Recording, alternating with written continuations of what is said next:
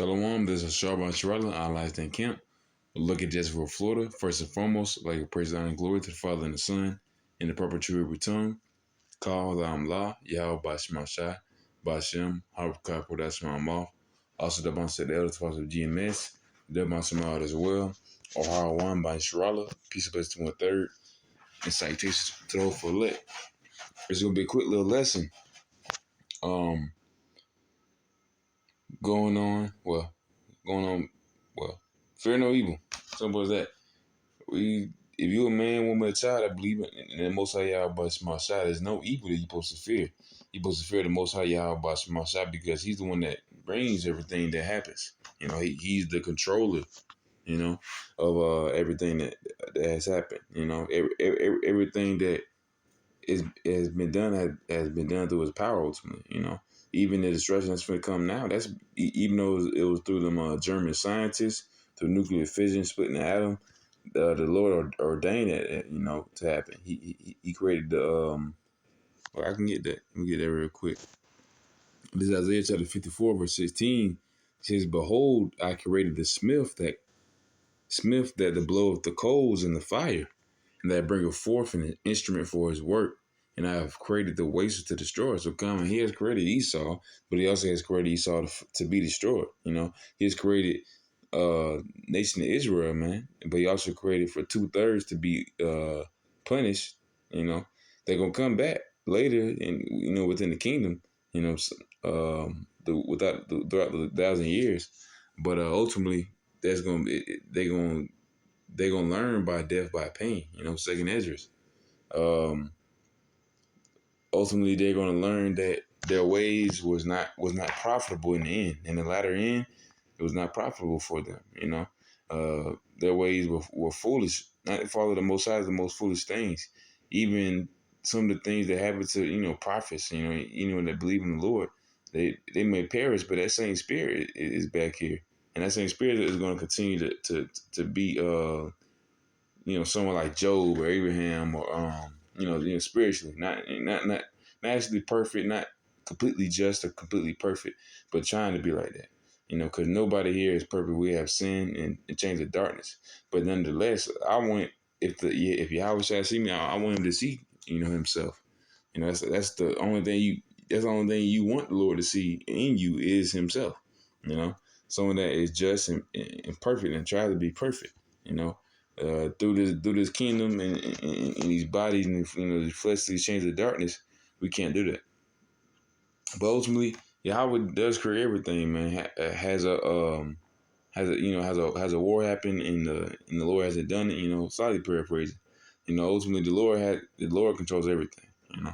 And go back to the main point. It says Psalm 23 verse 4 says, "Yet though I walk through the valley of the shadow of death, I fear no evil." That being the main point. If you walking through this place, America, spiritually Babylon, Sodom and Egypt, this place is the land of our captivity, and it's a place the land of destruction.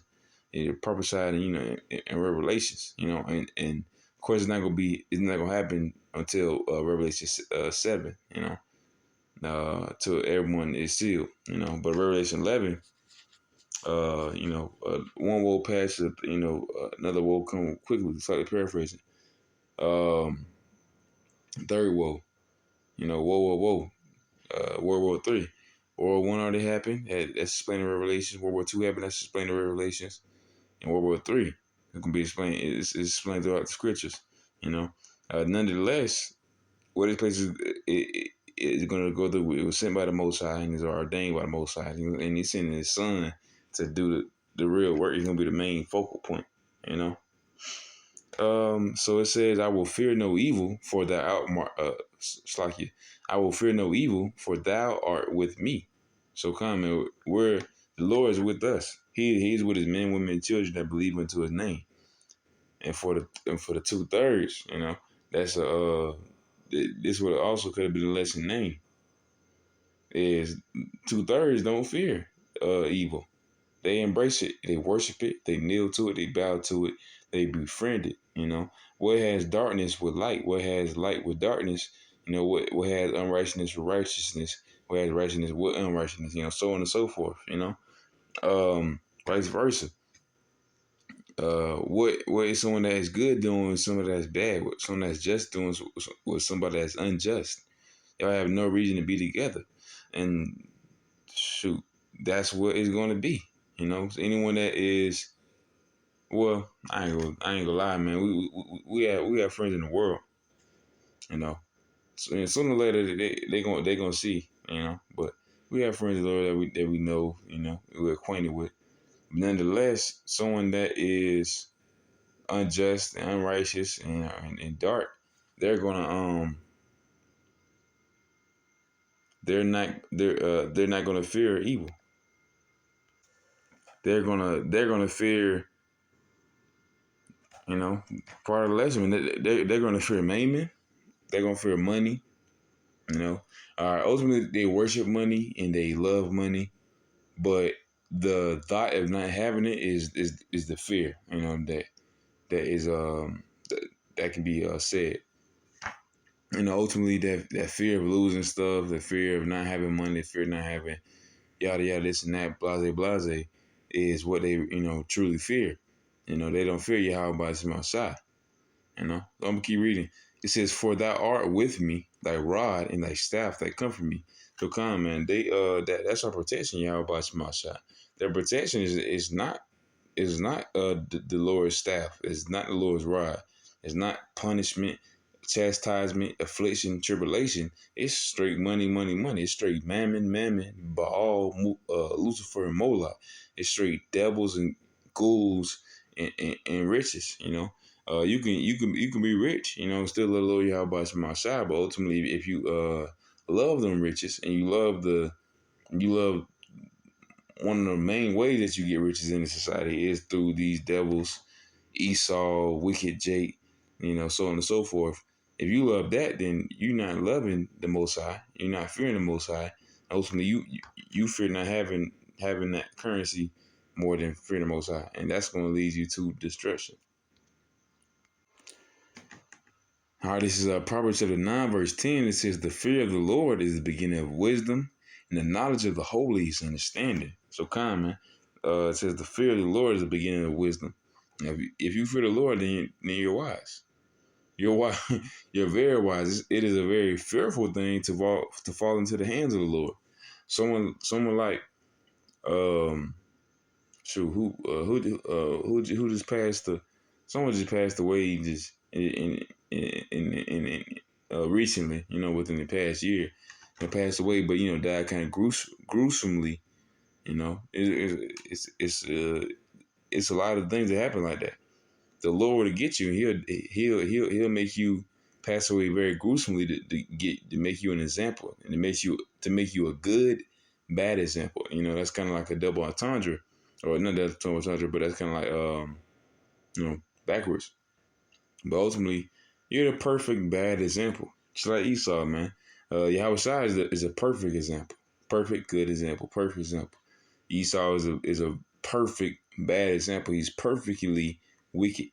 He's perfectly perfecting wickedness every day and day. And he gives that to our people, showing that his wickedness can be extended, you know.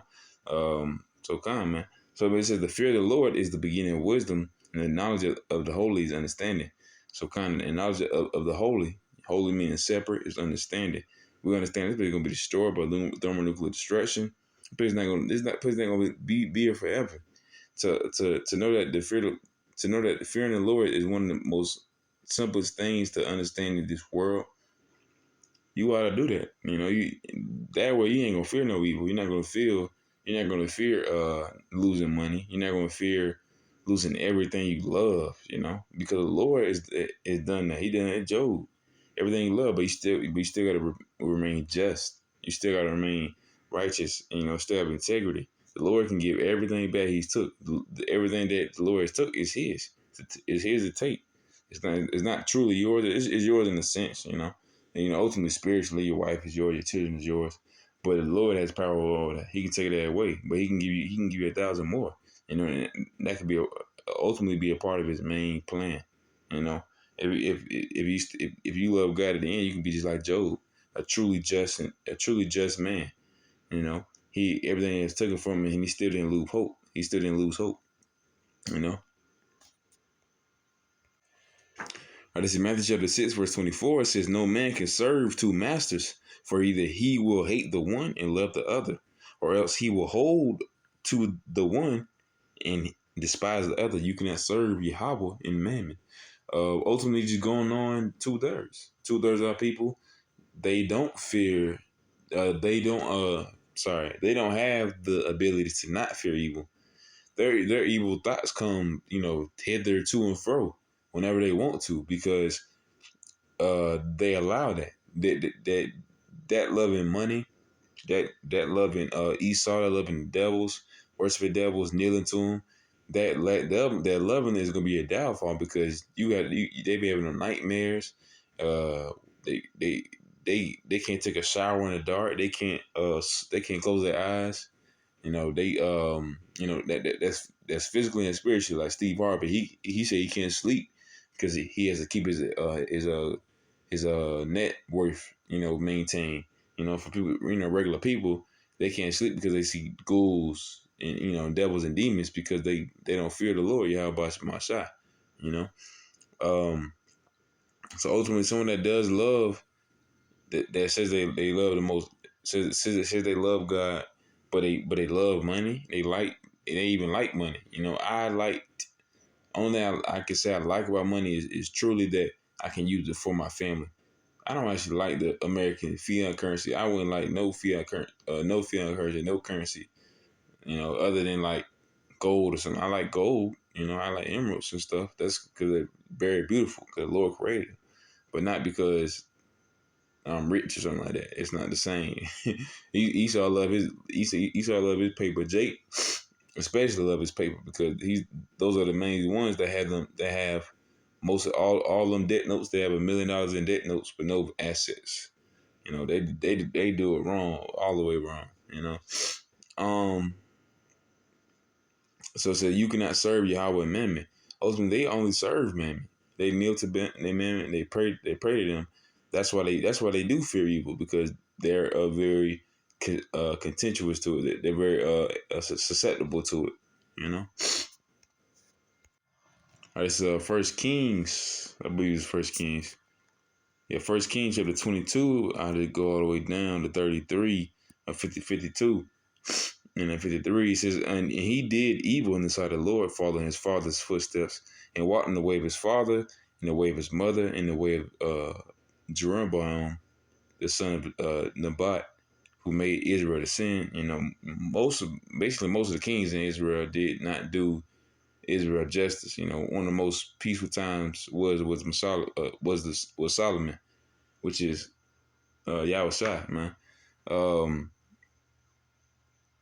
in the most recent time, of course, when Yahweh got it right and perfect, is the last time I was here. But with Solomon, be Yahweh spiritually, spiritually and physically in the flesh. Um, he actually had a time of peace here. Most of our people, they will worship people like Baal. They get in servitude, this and that. First 53, for he served Baal and worship him before the anger the Lord Yahweh of Israel, according to all that his father had done. So our people have provoked Yahweh since the very beginning. They were worshiping Ham, going into the other nation, going to Ishmael, these Canaanites, whatever. That's what then they start to serve them. They don't fear Yahweh by Shemashah, so therefore they're gonna fear evil. So within customs of these heathens, they have like the fear of lightning and fear of the water. They might have a water god, but then they'll have like a mud god that's or something. So they'll say something like that. Something very heathenistic, something very vain, and basically that'll be their fear. They have to fear, but they have to fear something that's insignificant and that's made to be our servant in creation. Something like the moon, or something like the water, something like the sun. That is a creation made by the Most High Yahweh by Shemashah for us, for the children of Israel, the so-called Negroes, Latinos, and Native Americans. It's not something to be feared at. It's not something to worship. It's not something to kneel to or bow to. It's something to be used as a sign, a sign of what the time of day it is, if it's hot, if it's cold, if you can see it or not. So that's what it's supposed to be used for, nothing less, nothing more. It is a creation and an instrument. Simple as that. Heathens they use it as a deity, an idol. So that type of spirit is going to lead you to destruction. You know. Now this First Corinthians chapter 10 verse 21. You know, for anyone that's double sided in the truth, for anyone that loves money or loves these other philosophies, and last you gotta put that away. Honestly, that'll be very foolish of you to do.